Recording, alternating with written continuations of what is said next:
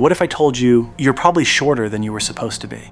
Not because of genetics, not because of bad luck, but because of missed signals your body never got. And here's the uncomfortable part. You might still have time, but not for long. Most guys think height is a fixed number, like it's written somewhere in your DNA. Like there's a file that says, "Congratulations, you are 5'9". Please do not try again." But that's not how biology works. Your DNA doesn't give you a number. It gives you a range, a ceiling, and everything you do between ages 12 and around 25 decides how close you get to it. Some people hit 100%. Most, they don't even come close. And today, you're going to understand exactly why. Let's start with something strange.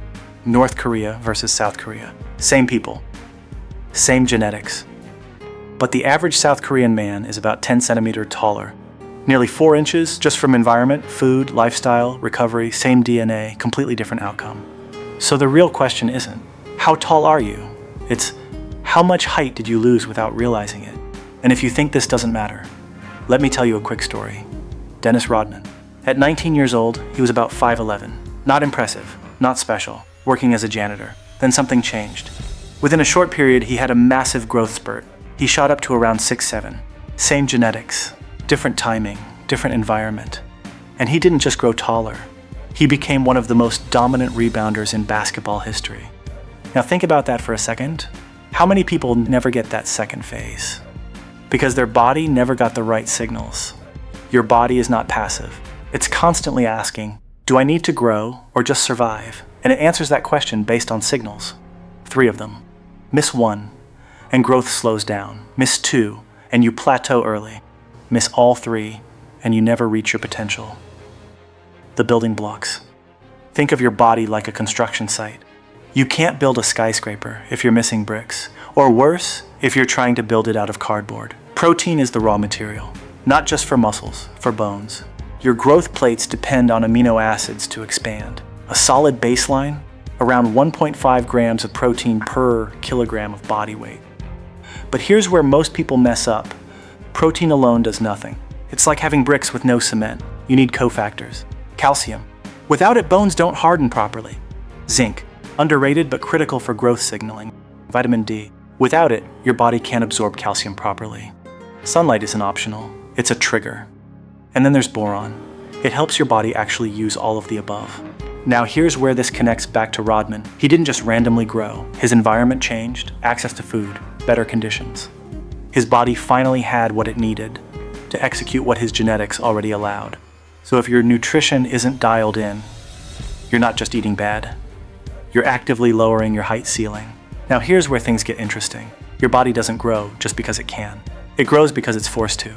This is called adaptation. Lift weights, muscles grow. Run, your heart gets stronger. Jump, bones get denser. Your body doesn't respond to hope. It responds to demand. Like, oh, we're doing this now? All right, I guess we upgrade. Explosive movements, sprinting, jumping, sports, increase growth hormone and IGF-1. Even short bursts, 20-second sprints, jump training can naturally trigger these responses.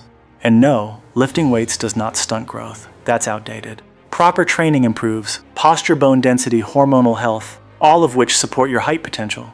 But here's the catch. You don't grow during training. You grow after. This is where almost everyone failed. Sleep. Not just rest, sleep. Because growth doesn't happen in the gym. It doesn't happen while eating. It happens in the dark. During deep sleep, your body releases growth hormone in powerful pulses, especially in the first few hours. Miss that window, and you miss the signal. Late nights, scrolling, telling yourself, just one more video, and suddenly it's 2:47 a.m., and your growth hormone already gave up on you. Blue light suppresses melatonin. Less melatonin, worse sleep, less growth hormone. And here's the problem. You can sleep 8 hours, but at the wrong time, and still lose. The most important window, roughly 10 p.m. to 2 a.m. Miss it too often, and your body shifts into maintenance mode, not growth. There's another signal almost nobody talks about: stress. Not the motivational kind, real stress, because your brain has one main priority: survival. And when the body thinks survival is uncertain, growth becomes optional. Think about ancient humans. If food was scarce, if sleep was unpredictable, if danger was everywhere, the body wouldn't waste energy trying to become taller. It would focus on staying alive. And biologically, your body still works the same way. Chronic stress raises cortisol, and cortisol interferes with growth processes. Worse recovery, lower testosterone, less growth hormone output. Your body basically says, now is not the time to grow. The scary part? Modern stress triggers the same response.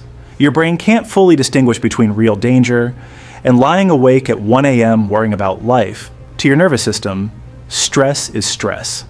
That's why some people train hard, eat well, sleep enough, and still feel physically stuck. Their body never feels safe enough to invest in growth. You can even see this in history. Children raised during wars, famine, or extreme instability often ended up significantly shorter than later generations. Not because genetics changed, because the signals changed. And stress affects posture too. Anxious people physically contract, shoulders forward, head down, spine compressed.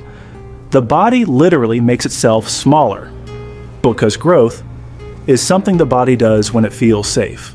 And that changes everything, because height is not just a genetic command, it's a biological response. Your body is constantly reading your environment, asking one question: is this a safe time to grow? And your habits answer that question every single day. Let's clear something up. You've probably heard, you can grow 4 inches at any age. That's not how biology works. Once growth plates close, usually early 20s, bone length doesn't increase naturally anymore. No hack, no exercise, no supplement.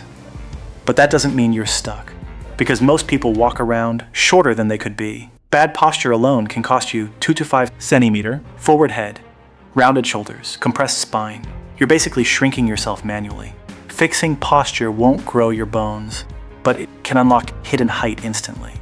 Even astronauts grow a few inches in space just from spinal decompression.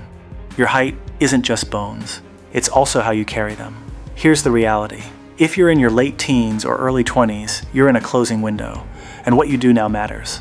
Dial in your nutrition: high protein, enough calcium, zinc-rich foods, daily sunlight. Train like your body needs to grow. Sprint, jump, lift. Move daily. Protect your sleep like it's your future. Sleep before midnight. Limit screens at night. Stay consistent and fix your posture. Because walking around compressed is like owning a Ferrari and never taking it out of first gear. And the craziest part? Most people never realize what they lost. They blame genetics, while their habits quietly shut the door on their potential. Not overnight. Just inch by inch, year after year. Most people will ignore this. They'll say it's just genetics and move on. But a few will realize something uncomfortable, that their height was never fully decided, just unfinished.